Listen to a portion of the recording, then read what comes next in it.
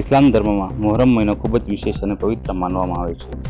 એવું કહેવાય છે કે તે ઇમામ હુસેન અને તેમના સાથીઓની શહાદત પર શોક મનાવીને ઉજવવામાં આવે છે.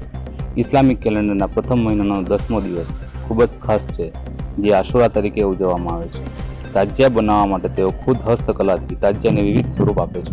તાજિયા બની ગયા બાદ તેઓની જગ્યા ઉપર સ્થાન આપવામાં આવે છે.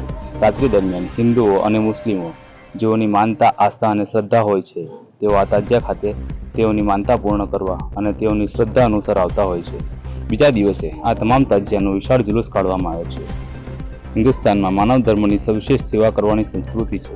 મુહર્રમ માનવ ધર્મ કાજે ઇમામ હુસેનને આપેલી શહીદીને યાદ કરવાનો અવસર હોવાથી તાજિયા પળમાં આવે ત્યારે હિન્દુ મુસ્લિમ યુવાનો ઉઘાડા પગે ચોંકારો લે છે.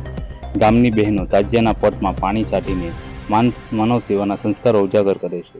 કરબલાના શહીદો ભૂખ તરસ વેઠીને શહીદ થયા હતા, તેમની યાદ કરીએ પાણી પીવડાવવું અને પાણી છાંટવાની એક વિશેષ પરંપરા છે. આજ રોજ બિલ્લીમોરામાં પણ તાજિયાનો જુલુસની પરંપરા અનુસાર કાઢવામાં આવ્યું, જેમાં માનતા રાખનાર શ્રદ્ધાળુઓ અનુસાર પાણી છાંટવાની તેમજ શરબત વિતરણ અને તાજિયાની પીછી નાખવામાં આવી. મુસ્લિમ સમાજ સમુદાય દ્વારા તાજિયાના જુલુસમાં જોડાયેલ બિલ્લીમોરા ભાજપના અગ્રણીઓ, વિપક્ષના અગ્રણીઓ તેમજ નરેશભાઈ નેમાણી અને પોલીસ ઇન્સ્પેક્ટર આર્યા સાહેબ, પીએસઆઈ ML સાહેબને પુષ્પગુચ્છ આપી જુલુસનો પ્રારંભ કરવામાં આવ્યો.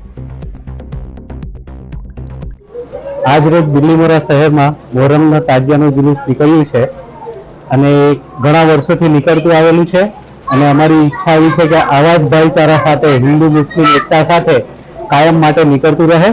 અમે ઉપરવાલાને એ જ પ્રાર્થના કરીએ છીએ કે બિલ્લીમોરાની આ જે કોમી એકતા છે એ હંમેશા માટે બની રહે. વિપક્ષના નેતા મલંગ કોલ્યાએ મોહરમને શાંતિ અને ભાઈચારા સાથે કોમી એકતાનું જે ઉત્તમ ઉદાહરણ પૂરું પાડ્યું છે, તેમજ ભવિષ્યમાં આવી જ ભાવના સાથે બધા જ તહેવારો ઉજવાય તેવો સંદેશ પાઠવ્યો હતો. પોલીસના ચુસ્ત બંદોબસ્તમાં આજે આ મોહરમનો તહેવાર બિલ્લીમોરામાં શાંતિપૂર્ણ રીતે ઉજવવામાં આવ્યો.